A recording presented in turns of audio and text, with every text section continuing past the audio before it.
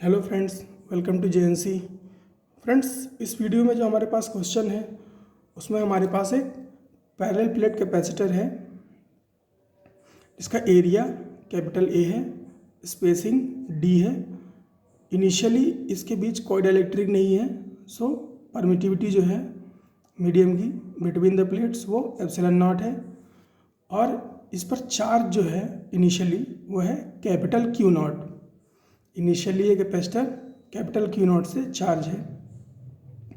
अब क्या किया गया फ्रेंड्स, इसमें एक डाइलेक्ट्रिक इंसर्ट किया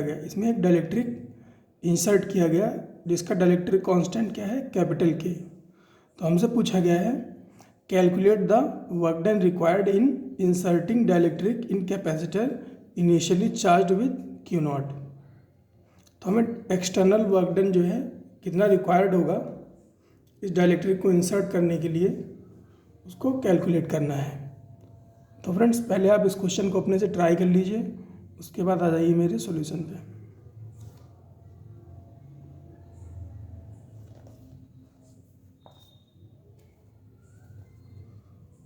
तो फ्रेंड्स, अगर बात करें इसके सॉल्यूशन की,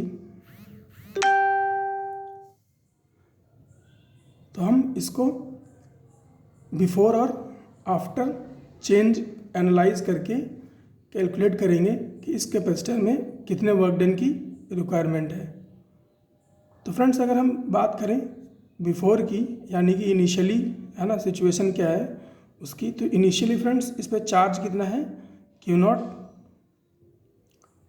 और फ्रेंड्स, अगर इस पर चार्ज क्यू नॉट है और इसका कैपेसिटेंस सी नॉट है, और सी नॉट की वैल्यू कितनी होगी फ्रेंड्स, इसका एरिया ए गिवन है, स्पेसिंग डी गिवन है, तो सी नॉट की वैल्यू क्या हो जाएगी, ए एप्सिलॉन नॉट अपॉन डी। क्योंकि इनिशियली परमिटिविटी बिटवीन प्लेट्स क्या दे रखी थी, एप्सिलॉन नॉट दे रखी थी। तो इसका इनिशियली कैपेसिटेंस कितना है, सी नॉट। तो अगर इस पर चार्ज क्यू नॉट है तो इनिशियली इस पर वोल्टेज कितना होगा, q naught upon c naught. क्योंकि कैपेसिटर के लिए क्या होता है, Q इज इक्वल टू होता है C इंटू वी। तो इनिशियली वोल्टेज कितना होगा इसके अक्रॉस, प्लेट्स के across, V naught by q naught by c naught. और इसको हम, इस वोल्टेज को हम बोल रहे हैं V नॉट, इसको हम बोल रहे हैं V नॉट, इनिशियल वोल्टेज को।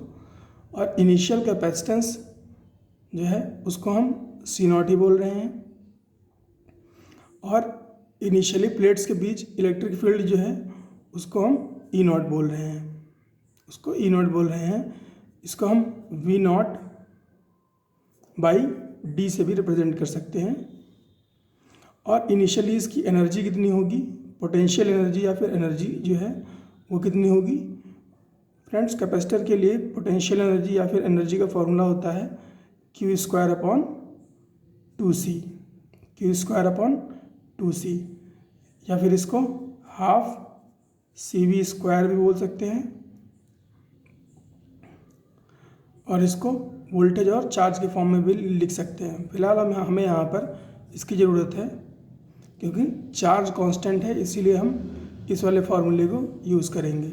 अगर वोल्टेज कांस्टेंट होता तो हम इस सेकंड फार्मूला को यूज़ करते जिसमें कैपेसिटेंस और वोल्टेज आ रहा है।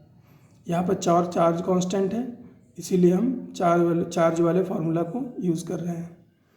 तो इनिशियल पोटेंशियल एनर्जी कितनी है, q naught square by two c naught. अब फ्रेंड्स, बात करें डाइलेक्ट्रिक इंसर्ट करने के बाद सिचुएशन क्या होगी। तो डाइलेक्ट्रिक इंसर्ट करने के बाद फ्रेंड्स जो चार्ज है इसका वो तो कांस्टेंट रहेगा, क्योंकि चार्ज कहीं भी लॉस नहीं हो रहा है। तो फाइनल चार्ज भी कितना रहेगा, क्यू नॉट ही रहेगा। और बात करें अगर फाइनल वोल्टेज की, तो फ्रेंड्स वो चेंज हो जाएगा, क्योंकि डाइलेक्ट्रिक इंसर्ट करने के बाद इस कैपेसिटर का कैपेसिटेंस चेंज हो जाएगा। डाइलेक्ट्रिक इंसर्ट करने के बाद इस कैपेसिटर का कैपेसिटेंस चेंज हो जाएगा। और कितना हो जाएगा फ्रेंड्स, पैरेलल प्लेट कैपेसिटर का कैपेसिटेंस होता है A epsilon by D. Epsilon क्या होता है, एप्सिलॉन होता है डाइलेक्ट्रिक कांस्टेंट, है ना, एप्सिलॉन डाइलेक्ट्रिक कांस्टेंट होता है। तो जब इसमें हम डाइलेक्ट्रिक इंसर्ट, इनिशियली क्या है, ये एप्सिलॉन नॉट है ना, यानी कि के की वैल्यू 1 है। लेकिन जब हम इसमें डाइलेक्ट्रिक इंसर्ट कर देंगे, जब डाइलेक्ट्रिक इंसर्ट कर देंगे तब कैपेसिटेंस जो है वो के टाइम्स इंक्रीज हो जाएगा। कैपेसिटेंस जो है वो के टाइम्स इंक्रीज हो जाएगा, यानी कि अब इसकी वैल्यू हो जाएगी के A epsilon not upon D, के A epsilon not upon D. तो इसको हम कैसे रिप्रेजेंट कर पाएंगे, तो इसको हम रिप्रेजेंट कर पाएंगे के सी नॉट से, क्योंकि ए एप्सिलॉन नॉट डी की वैल्यू क्या है, सी नॉट। तो ये क्या हो जाएगा, फाइनल कैपेसिटेंस के सी नॉट। तो अब हम वोल्टेज को कैसे रिप्रेजेंट करेंगे, यहाँ पर हम कैसे रिप्रेजेंट कर रहे थे q naught by c naught से, अब कैसे रिप्रेजेंट करेंगे वी फाइनल को q naught upon c naught into k. तो voltage c q naught upon c naught को क्या बोलेंगे वी नॉट बोलेंगे। तो वी फाइनल क्या हो जाएगा, वी नॉट बाई के, वी फाइनल हो जाएगा वी नॉट बाई के। इसी तरह से फाइनल कैपेसिटेंस के इंटू सी नॉट अभी हमने डिस्कस कर लिया। अब इलेक्ट्रिक फील्ड की अगर बात करें तो वो क्या हो जाएगी, वी इलेक्ट्रिक फील्ड क्या होती है, ई क्या होती है, वी बाई डी। और अब क्या हो गया है, अर्लियर वो क्या क्या था, वी नॉट बाई डी था, अब क्या है वी नॉट बाई के हो गया है। तो इलेक्ट्रिक फील्ड क्या हो जाएगी, v naught by k into d. V naught by d की वैल्यू थी ई नॉट, तो v naught by k d की वैल्यू क्या हो जाएगी, ई नॉट बाई के। तो ई फाइनल क्या हो जाएगा, ई नॉट बाई के। इसी तरह से बात करें फाइनल पोटेंशियल एनर्जी की, तो कितनी हो जाएगी, Q naught square upon 2c था, है ना, Q naught square upon 2c not था, लेकिन अब सी नॉट की जगह पर क्या आ जाएगा, के सी नॉट आ जाएगा। तो जो पोटेंशियल एनर्जी है वो क्या हो जाएगी, वो डिक्रीज बाई के टाइम्स हो जाएगी। अब फ्रेंड्स हमें वर्क डन निकालना है, एक्सटर्नल कितना किया गया है।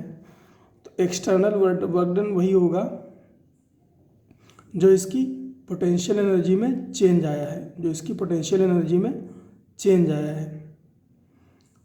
तो चेंज इन पोटेंशियल एनर्जी कितना हो जाएगा, u final minus u initial,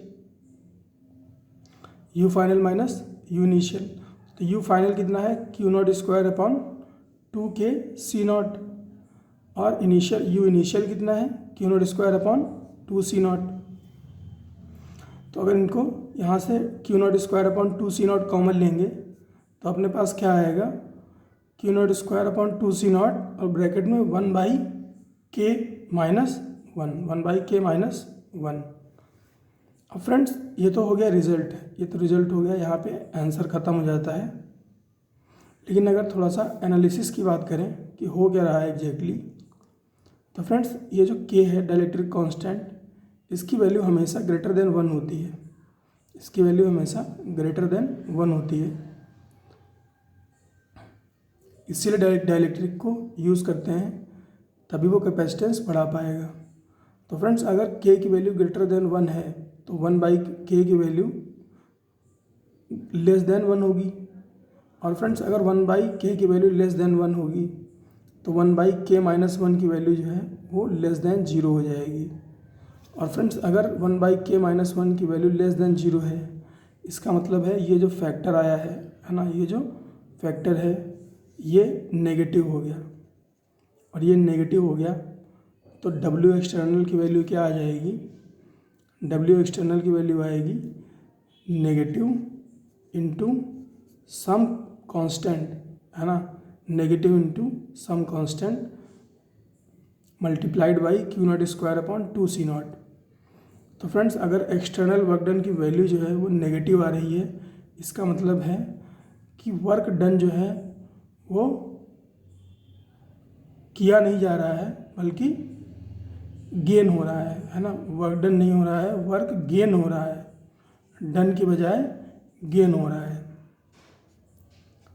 तो इस तरह का क्वेश्चन फ्रेंड्स एडवांस में पूछा जा सकता है जब मल्टीपल चॉइस क्वेश्चन बनते हैं। तो फ्रेंड्स आप इस कॉन्सेप्ट को ध्यान रखिएगा, एग्ज़ाम में बिल्कुल काम आएगा। मिलते हैं फ्रेंड्स नेक्स्ट क्वेश्चन में।